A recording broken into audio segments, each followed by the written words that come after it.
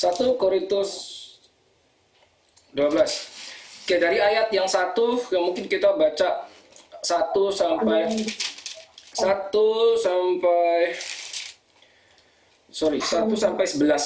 Ya, boleh silakan, ada yang bisa bacakan. 1 Corinthians 12, 1 to 11. Ya, sekarang ya. Now, ya. Sekarang tentang karunia-karunia roh, aku mau saudara-saudara supaya kamu mengetahui kebenarannya. Ya, stop dulu. Sekarang mengenai apa tadi? Karunia roh. Karunia roh atau karunia-karunia roh? Karunia roh. So be careful when you reading your Bible. Karunia roh, bukan karunia roh. Berarti ada banyak karunianya, oke? Aku mau supaya apa? Mengetahui kebenarannya. Dalam bahasa Inggris, I do not want you to be ignorant. Jadi ini ditekankan oleh Rasul Paulus supaya kamu tidak ignore ya, tentunya kalau saudara tahu ignore itu apa. Ya. Dia ingin kita tahu kebenarannya. Oke, boleh lanjut, silakan. Kamu tahu bahwa pada waktu kamu masih belum mengenal Allah, kamu tanpa berpikir ditarik kepada berhala-berhala yang bisu. Karena itu, aku mau meyakinkan kamu bahwa tidak ada seorang pun yang berkata-kata oleh Roh Allah dapat berkata, terkutuklah Yesus. Dan tidak ada seorang pun yang dapat mengaku Yesus adalah Tuhan selain Roh Kudus. Stop dulu. Nah, ayat 3 itu berkata, no one can say that Jesus is Lord except by the Holy Spirit. Jadi kalau ada orang datang kepada Yesus, percaya Yesus, itu pasti karena Roh Kudus. Ayat itu yang berkata ya. Benar kan? Statement terakhir ayat 3. Ya.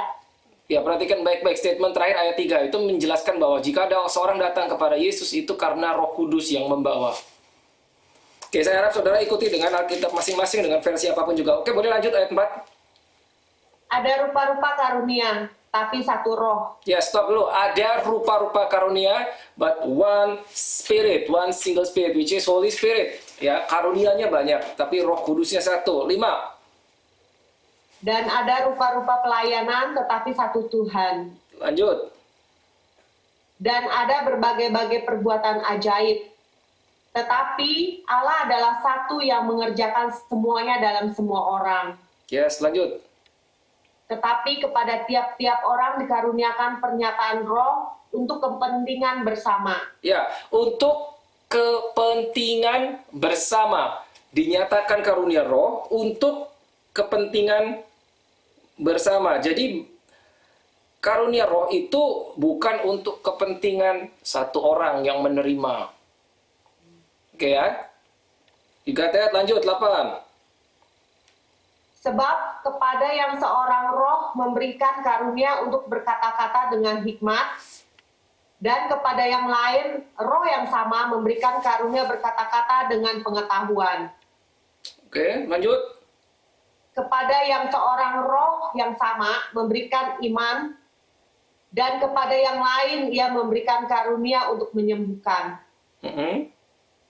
Kepada yang seorang roh memberikan kuasa untuk mengadakan mujizat, dan kepada yang lain ia memberikan karunia untuk bernubuat. Dan kepada yang lain lagi ia memberikan karunia untuk membedakan bermacam-macam roh. Kepada yang seorang ia memberikan karunia untuk berkata-kata dengan bahasa roh, dan kepada yang lain ia memberikan karunia untuk menafsirkan bahasa roh itu. Tetapi semuanya ini dikerjakan oleh roh yang satu dan yang sama, yang memberikan karunia kepada tiap-tiap orang secara khusus seperti yang dikehendakinya. Oke, nah, itu ada 9 kalau saudara hitung. Ya, karunia rohnya itu ada 9. Nah, kita tahu bahwa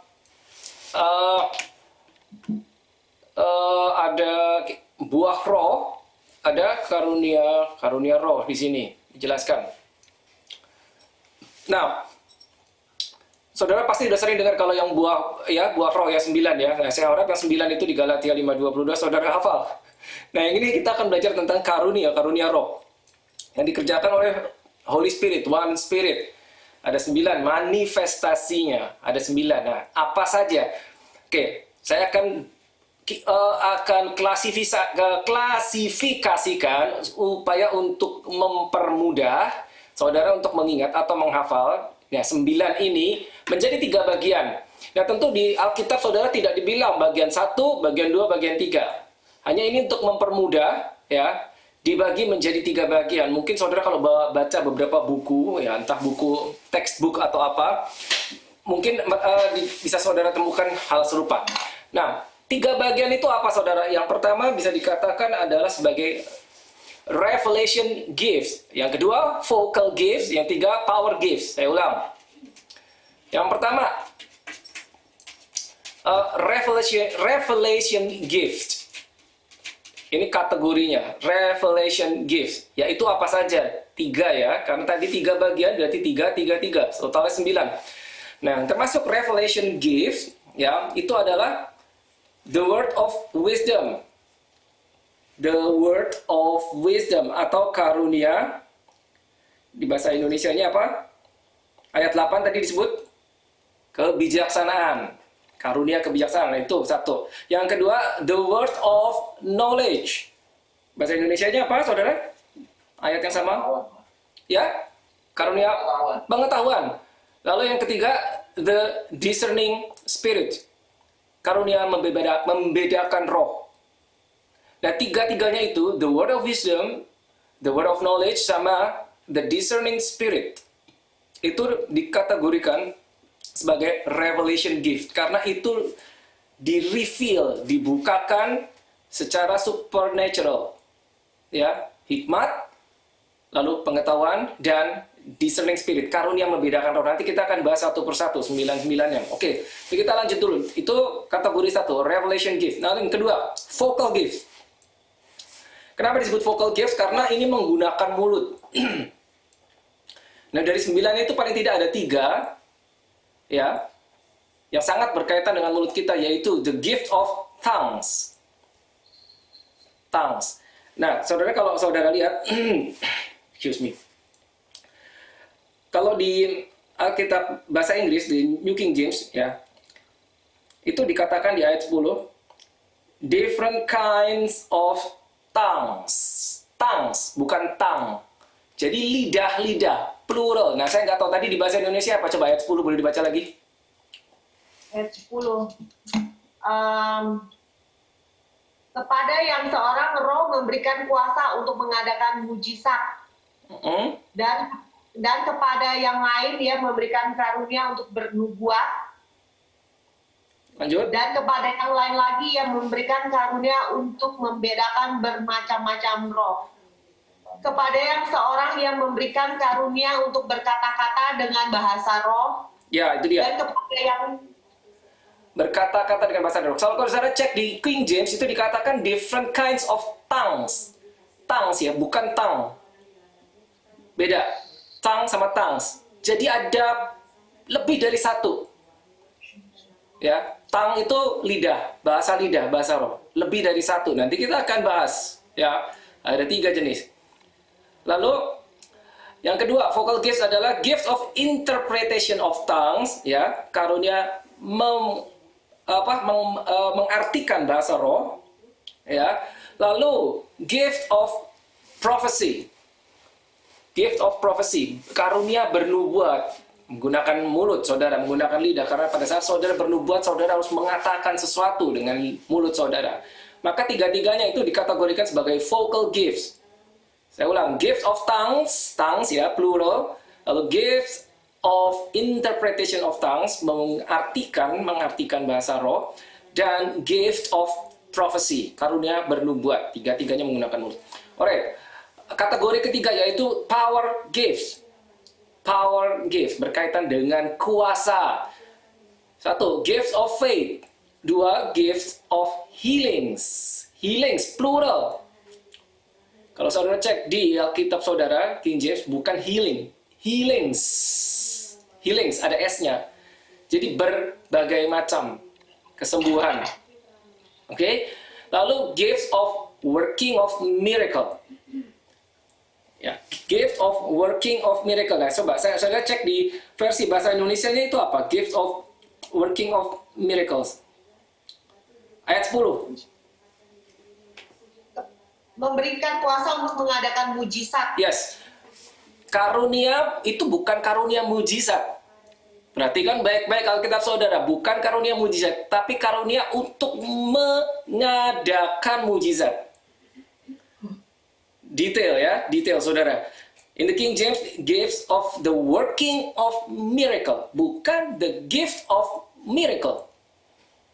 Working of miracle. Nah, nanti bedanya apa? Nanti kita belajar. Ya, jadi ternyata detail sekali, saudara. Kita kalau baca sekilas mungkin kita bisa kelewat detailnya. Ya, tadi ada yang plural ternyata tongues bukan tongue. Lalu the gift of working of miracles. Karena seringkali kita dengar ada the gift of miracle. Sebetulnya bukan the gift of miracle, tapi the gift of working of miracle. Oke, nah kita breakdown ya satu persatu. Ya, secara cepat satu persatu supaya kita punya banyak waktu hopefully untuk tanya jawab. Tadi revelation gift, vocal gift, power gift. Revelation gift 3, word of wisdom, word of knowledge, lalu discerning spirit. Vocal gift 3, yang menggunakan mulut.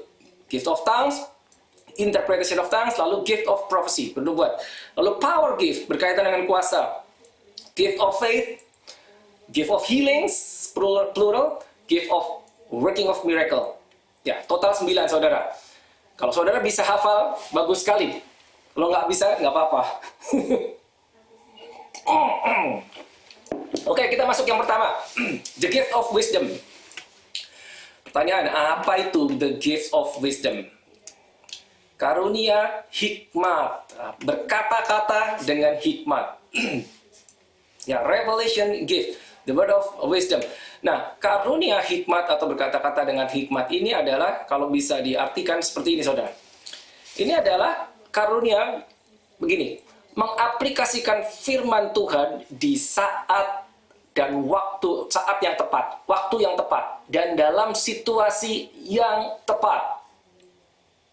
Saya ulang, mengaplikasikan kebenaran firman Tuhan di dalam situasi yang tepat, di dalam saat yang tepat. Jadi tiba-tiba orang tersebut yang bergerak di bawah karunia ini, the word of wisdom, dia bisa dapat scripture, dapat ayat, dapat firman Tuhan untuk diaplikasikan di dalam situasi yang tepat. Apakah itu critical situation atau apapun itu juga. Ya, contoh.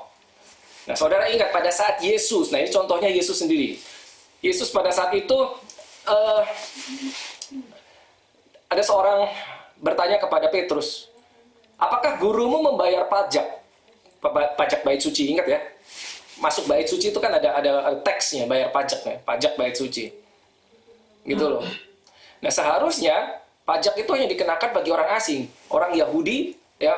Jadi kan dia kan bertanya akhirnya kepada Petrus, ngajari Petrus, ya, anak kerajaan itu sebetulnya free dari teks. Nah, tapi apa yang dilakukan oleh Yesus? Dia tidak berargumen dengan orang tersebut, tapi dia bilang sama Petrus, oke, kamu pergi memancing, ikan pertama yang kamu pancing, di dalamnya akan kamu ketemukan dua mata uang. Nah, itu pakai itu untuk membayar pajakku dan pajakmu. Nah, saudara ingat cerita itu? Ya. Jadi pada saat yang tepat dia bisa berkata-kata dengan hikmat. Contoh lain yang paling umum, yang paling sangat terkenal. Saudara ingat cerita bahwa pada suatu saat Yesus sedang mengajar, tiba-tiba orang-orang Yahudi, ya tentunya ahli Taurat, orang Farisi, dan kelompok mereka menyeret seorang wanita yang kedapatan berbuat zina. Saudara ingat ya? Menempatkan di hadapan Yesus lalu berkata, Guru, hukum Musa mengajarkan kita bahwa kita harus melempari wanita seperti ini dengan batu. Dengan kata lain apa? Harus dihukum mati, dilemparin batu. Apa pendapatmu? Ya, saudara ingat cerita itu ya? Itu sebetulnya jebakan, tanda kutip jebakan. Karena kalau Yesus bilang, jangan kita lempari batu, karena Allah adalah kasih. Maka mereka akan punya alasan untuk menyalahkan Yesus. Mereka akan saat itu juga akan bilang bahwa orang ini mengajarkan kita melanggar hukum Musa. Nangkap ya saudara? Karena dia melarang kita melempari dengan batu. Seperti itu. Tapi kalau Yesus bilang, oke, karena hukum Musa mengajar demikian, maka oke, kita lempari batu. Lakukan seperti hukum Musa. Seperti apa yang diajarkan kepadamu. Maka orang-orang juga akan menyerang Yesus dengan bilang bahwa orang ini yang mengajarkan kasih Kristus, ternyata dia tidak punya belas kasihan terhadap wanita tersebut. Jadi dua-duanya akan salah jawabannya, apakah iya maupun tidak. Ya kan? Jadi itu adalah untuk mencoba Yesus situasi tersebut. Tapi wisdom, hikmat itu bekerja saat itu langsung dengan, ya saudara tentunya ingat ya jawaban Yesus apa? Barang siapa yang tanpa dosa, hendaklah ia yang pertama melemparkan batu kepada wanita ini. Jadi dia nggak jawab iya atau tidak. Tapi dikembalikan kepada mereka. Nah itu hikmat dari tempat yang maha tinggi yang tiba-tiba bekerja atas manusia pada saat dan situasi yang tepat saat diperlukan. Itu contohnya, the gift of wisdom. Oke ya, kira-kira nangkep ya. Nah itu yang contoh, dua contoh yang paling jelas saudara bisa ingat. Contoh lain tentunya ada, seperti waktu Yesus ada di padang gurun dicobai iblis. Ya, hikmat itu muncul tiba-tiba. Pada saat iblis mencobai dia pakai ayat kan, iblis mencobainya, ya kan? Iblis mengutip ayat Mazmur 91. Tapi Yesus menjawabnya juga pakai ayat, ada tertulis gitu. Hikmat yang bekerja di saat yang sangat diperlukan. Next adalah the word of knowledge. Nah, apakah itu the word of knowledge? Di dalam bahasa Indonesia adalah karunia pengetahuan. Nah, ini menarik sekali, saudara. Sangat menarik. Saudara, kalau di dalam ministry yang berhubungan dengan kayak pastoral ministry atau saudara melayani orang secara langsung, benar-benar saudara kan tahu bahwa kita perlu yang namanya karunia pengetahuan. Begini, saudara. Karunia pengetahuan, the word of knowledge itu begini. Impartasi, mungkin bisa dikatakan ini, impartasi dari supernatural information atau supernatural knowledge. Tiba-tiba saudara tahu sesuatu yang tersembunyi. Misalnya saudara berhadapan dengan orang yang saudara layani, saudara konselor misalkan, saudara sedang melayani orang, counseling. Tiba-tiba tanpa orang itu bercerita tentang kehidupannya, misalkan tentang problemnya, tiba-tiba saudara tahu apa yang terjadi dalam hidupnya. Karena apa? Karena informasi diberikan kepadamu secara supernatural. Roh Kudus yang membukakan informasi tersebut. Nah, itu adalah karunia pengetahuan. Nah, saya nggak tahu saudara udah ngalami belum, tapi terus saya sama Sandra udah beberapa kali mengalami hal tersebut. Ya, tiba-tiba kita tahu sesuatu. Tanpa diberitahu, tiba-tiba kita tahu. Nah, itulah pengetahuan. Itu supernatural, saudara. Sulit dijelaskan mungkin ya. Saudara harus ngalami sendiri. Contoh lain, misalkan, karunia pengetahuan ini adalah kalau saudara melayani healing ministry. Ya, tiba-tiba saudara bisa berkata, mungkin di depan sekian orang, saudara bisa tiba-tiba berkata, di ruangan ini ada orang yang sakit. Mungkin sakit tangannya, mungkin sakit kakinya. Saya nggak tahu, misalkan, contoh, ada yang sakit tangannya dan saat ini Yesus sedang menyembuhkan engkau. Terimalah kesembuhan. Gitu loh. Gitu. Walaupun mungkin saudara tidak tahu orangnya namanya siapa, tidak sampai segitu jelas gitu ya. Tapi ada informasi, meskipun itu hanya sepenggal informasi diberikan kepadamu untuk kau sampaikan. Seperti itu misalkan. Ya, itu adalah karunia pengetahuan. Tiba-tiba tahu, kalau ditanya kok bisa tahu? Nggak tahu dari mana. Pokoknya Roh Kudus kasih tahu, dan dia tiba-tiba tahu, ini ada yang sakit. Bahkan seringkali bisa lebih detail, sakitnya di bagian mana, orangnya itu di mana, ya, seperti itu. Pokoknya itu adalah sebuah informasi, supernatural knowledge, supernatural information yang diberikan pada saudara. Nah, contoh, di dalam Alkitab contohnya gimana? Saudara ingat kasus Ananias dan Safira? Ingat, kalau ingat dua nama itu nggak? Kalau ada dua nama itu disebut Ananias dan Safira. Ya, dua orang yang berkata tidak jujur di hadapan Petrus pada saat itu. Ya kan? Ananias datang karena dia menjual tanahnya, lalu dia menyerahkan kepada para rasul, hasil penjualan tanahnya. Terus ditanya kan sama Petrus, apakah kamu menjual tanahmu dengan harga sekian? Dia bilang iya, padahal itu salah, dia bohong. Tapi ketahuan. Kok bisa ketahuan sama Petrus? Pernah baca cerita itu nggak? Ya kan, Kisah Rasul. Ya, kok bisa ketahuan? Karena ada knowledge, supernatural information yang bekerja saat itu. Ya kan? Ya, kita tahu ceritanya, dia jatuh lalu mati, begitu juga istrinya. Nah, itu karunia pengetahuan. Ya, ada banyak lagi di Alkitab. Contohnya Yosua pada saat ada satu orang tentang Achan, namanya Achan. Orang itu di orang Israel yang dia mencuri barang tumpas yang harusnya ditumpas dari para musuh. Ya, dicuri lalu disembunyikan di kemahnya sehingga bangsa Israel kena tulah. Ini waktu masih sebelum masuk ke tanah Kanaan. Ketahuan sama Yosua, gitu loh. Nah, itu knowledge, supernatural. Ya, oke, kita lanjut. Ya, karena masih ada, ini baru 2, masih ada 7 lagi, saudara. Yang nomor 3, karunia discerning of spirit. Apa itu tadi? Membedakan roh. Karunia membedakan roh. Nah, maksudnya karunia membedakan roh ini tiba-tiba engkau pada saat mendapat karunia ini, engkau akan tahu kau sedang berhadapan dengan roh apa. Dengan roh apa yang engkau hadapi. Nah, roh itu macam-macam, saudara. Sesuatu yang tidak kelihatan oleh mata, tapi itu real. Ya, many kinds of spirits. Ya, kita maksudnya adalah roh yang bukan dari Tuhan, roh jahat itu. Saudara berhadapan dengan roh apa? Nah, saudara tahu saat itu. Nah, ini ada contoh yang menarik ya. Discerning spirit, yaitu kemampuan untuk mendeteksi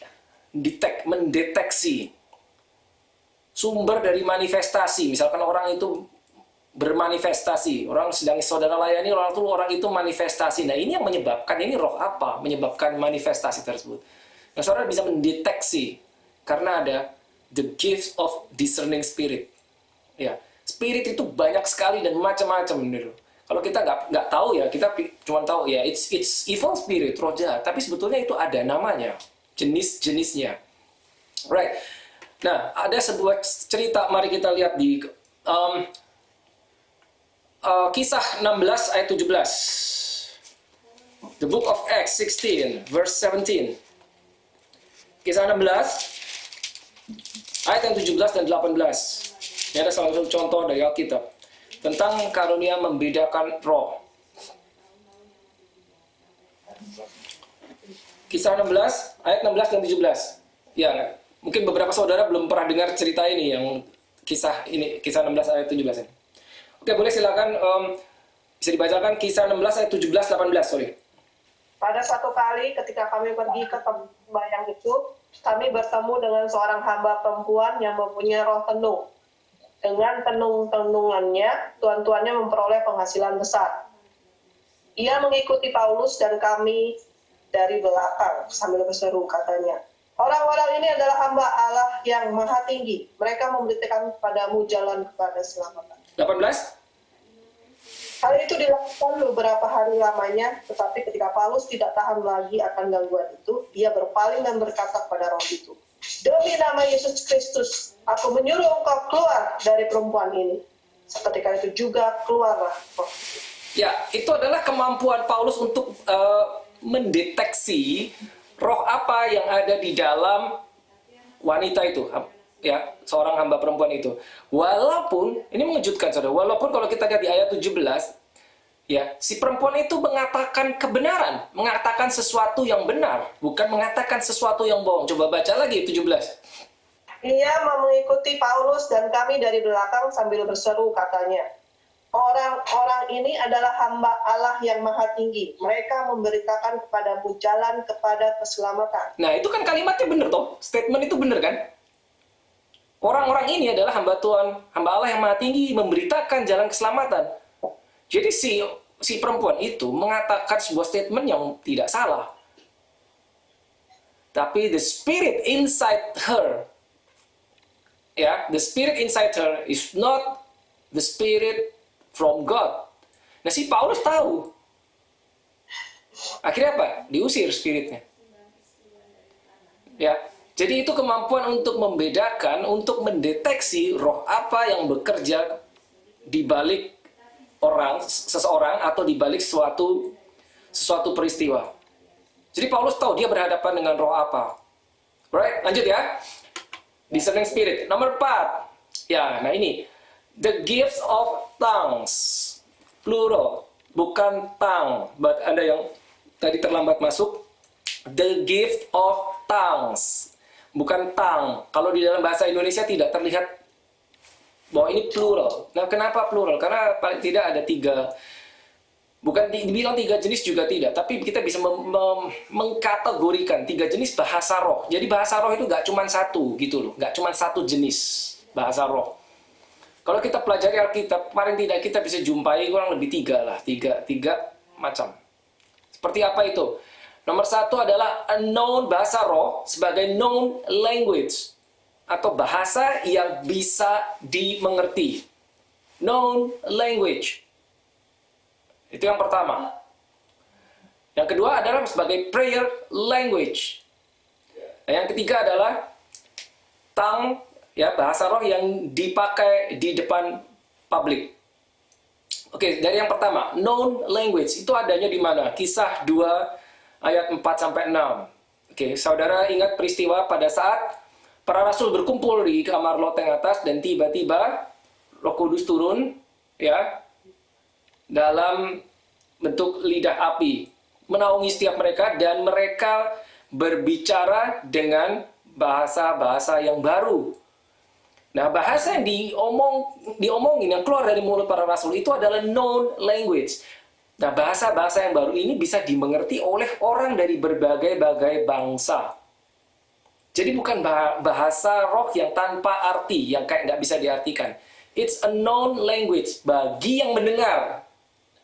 Makanya orang berkumpul terus heran loh, kok ini orang-orang Israel semua, orang Yahudi semua, tapi mereka bisa berbicara dalam bahasa-bahasa, ada yang bahasa Arab, bahasa Mesopotamia, dan seterusnya, berbagai bahasa. Sehingga banyak orang dari berbagai-bagai bangsa menjadi mengerti pesan yang dibicarakan oleh para rasul.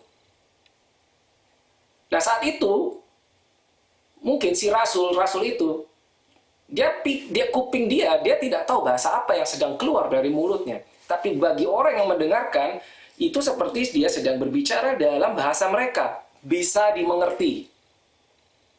Ya, pernah dengar cerita ini dong ya? Ya, saudara nanti boleh buka dari Kisah 2 ayat 4 sampai 6. Ya, yang bisa diartikan. Known language, ya, Kisah 2 ayat 4 sampai 6. Nah, saya harap pada saat, karena kita tidak bisa go through semua ayatnya satu persatu, karena akan sangat panjang sekali untuk satu persatu kita baca ayatnya. Jadi, silakan saudara catat aja ayatnya, nanti saudara cek sendiri. Tapi saya harap benar-benar saudara buka, karena paling tidak bisa dapat gambaran seperti apa sih. Ya. Di mana di Alkitab itu ya. Oke, known language, bahasa yang bisa diartikan. Ya, yaitu pada saat tadi contohnya Roh Kudus turun, para rasul tiba-tiba berbicara dalam berbagai bahasa yang bisa dimengerti oleh orang-orang dari berbagai bangsa. Ya, sehingga mereka bisa mendengarkan firman Tuhan. Nah, ini ada cerita sebuah kesaksian yang luar biasa. Terjadi di Swedia. Saya lupa tahun berapa. Jadi ada sebuah gereja di Swedia. Nah, di tengah kebaktian, ada seorang teroris masuk ke dalam gereja tersebut. Teroris bersenjata. Seorang teroris bersenjata masuk ke dalam gereja tersebut, dan teroris ini bertugas untuk membunuh si pastornya. Untuk membunuh pastor di dalam gereja tersebut. Nah, di tengah-tengah ibadah, saat pujian dan penyembahan dinaikkan, mereka berdoa dalam bahasa roh. Ya, berdoa dalam bahasa roh. Ya. Lalu akhir ibadah, tiba-tiba si teroris ini maju dan menyerahkan diri kepada si pastornya dan berkata, saya sebetulnya datang ditugaskan untuk membunuh Anda. Tapi tiba-tiba di tengah-tengah ibadah, ada seseorang tadi pada saat pujian penyembahan yang berkata-kata dalam bahasa Arab yang perfect Arabic. Berkata-kata dalam bahasa Arab, dan isinya adalah pesan Tuhan, dan dia bertobat karena pesan itu.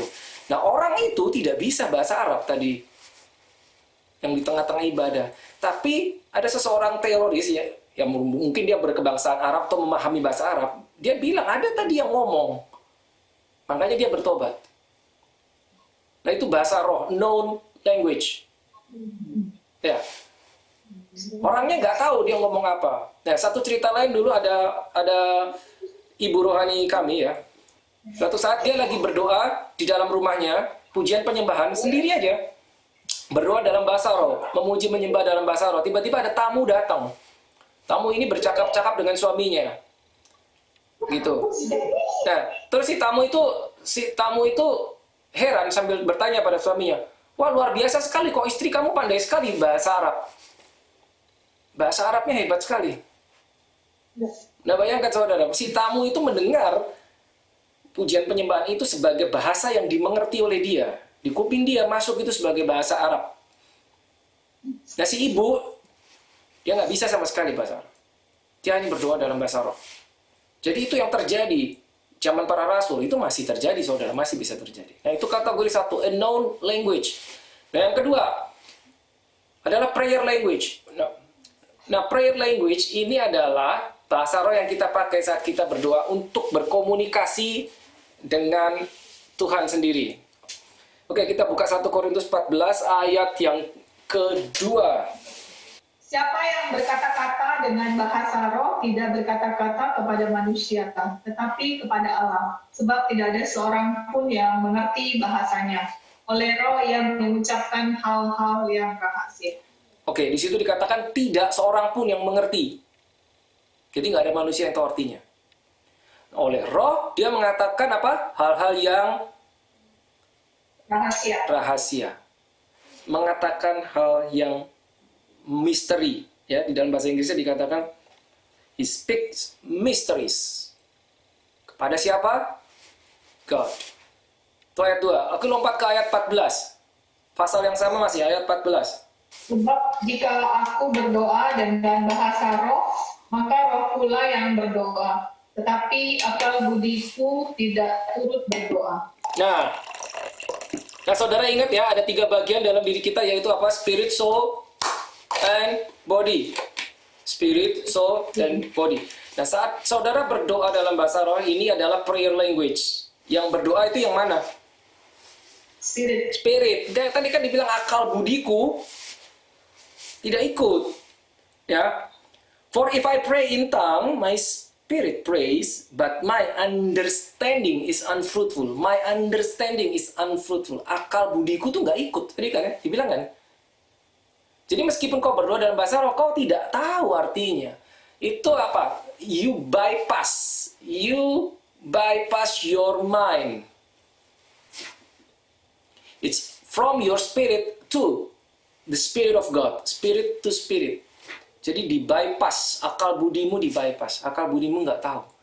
Karena tidak ikut berdoa. Dikatakan yang berdoa adalah spiritmu. The innermost being, bagian dari kita yang paling dalam, yaitu roh kita yang berdoa. Jadi membypass, melewati lingkaran kedua, yaitu apa? Soul, understanding, jiwa. Ya. Lalu yang bagian paling luar tubuh, itu hanya dipakai mulutnya saja. Gak tahu artinya, saudara, nggak tahu. It's in the Bible. Kok bisa gitu? Bisa, karena apa? Kau memperkatakan hal-hal yang rahasia. Nah, that is amazing. Yang tahu cuman Tuhan sendiri. Gitu loh.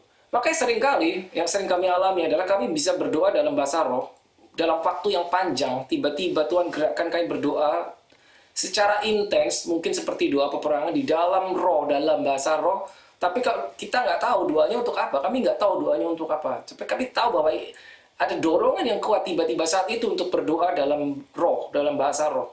Untuk apa doanya nggak tahu. Itu di-bypass understanding kita. Jadi cuman kayak dipakai apa? Roh kita, pinjam mulut kita. Memperkatakan hal-hal rahasia. Berkata kepada Bapa sendiri, pada Tuhan sendiri. Nah mungkin setelah itu seringkali baru kita diberitahu, oh ternyata waktu kita berdoa itu untuk ini, untuk ini, untuk ini. Tapi itu datang belakangan. Understanding-nya belakangan. Jadi pada saat itu Saat kita berdoa, kita nggak tahu untuk apa. Apa yang kita doain nggak tahu. Kita cuma percaya ada sesuatu yang terjadi di mana kita harus berdoa. Nah, itu dia, saudara. Nah, saudara harus alami hal seperti itu. Karena kalau misalkan ya, ini contoh gampang aja. Hal-hal seperti ini, barusan saya jelaskan. Saudara berusaha mencerna dengan akal pikiranmu. Nggak masuk akal, kan? Gak ngerti, gimana kok bisa begitu? Nggak bisa. Saudara harus alami sendiri. But again, it's in the Bible. Itu di dalam Alkitab. Gitu loh. Lalu yang ketiga adalah bahasa roh yang bisa diartikan. Ya, yang bisa diartikan. Ini kaitannya adalah dengan nubuatan, profesi. Ya, seringkali di dalam ibadah, ya, di dalam sebuah perkumpulan jemaat ibadah, ya, ada bahasa roh dinaikkan, doa, pujian, penyembahan, terus tiba-tiba ada satu orang, biasanya satu orang, tidak rame-rame berat gitu, satu orang tiba-tiba muncul berbahasa roh cukup kuat, mungkin beberapa saat. Nah, itu bermuatan profetik, profesi, nubuatan. Bisa dia menubuatkan sesuatu mungkin bagi gereja tersebut atau bagi seseorang atau bagi bangsa. Nah, tapi karena itu dikatakan di dalam bahasa roh, tang, maka harus ada yang menerjemahkannya. Gitu. Nah, biasanya pada saat itu terjadi, lalu karunia itu bekerja, pasti ada satu orang yang mendapat karunia untuk mengartikan, menerjemahkan, menginterpretasikan bahasa roh tersebut. Sehingga apa? Sehingga jemaat bisa dibangun. Nah, itu berkaitan, makanya yang bahasa roh berkaitan dengan yang nomor 5 tadi, interpretation of tongues. Ya, interpretation of tongues itu dipakai untuk mengartikan bahasa roh yang memang bisa diartikan. Oke, 3 jenis ya, saudara tahu ya. Ya, yang kedua tadi memang tidak bisa diartikan karena ayatnya kan bilang tidak seorang pun yang tahu. Kalau nggak seorang pun ya nggak ada yang tahu. Nah, itu 3 jenis. Makanya disebut the gift of tongues. Pakai tongues, bukan the gift of tongue. Karena plural, lebih dari satu. Gitu.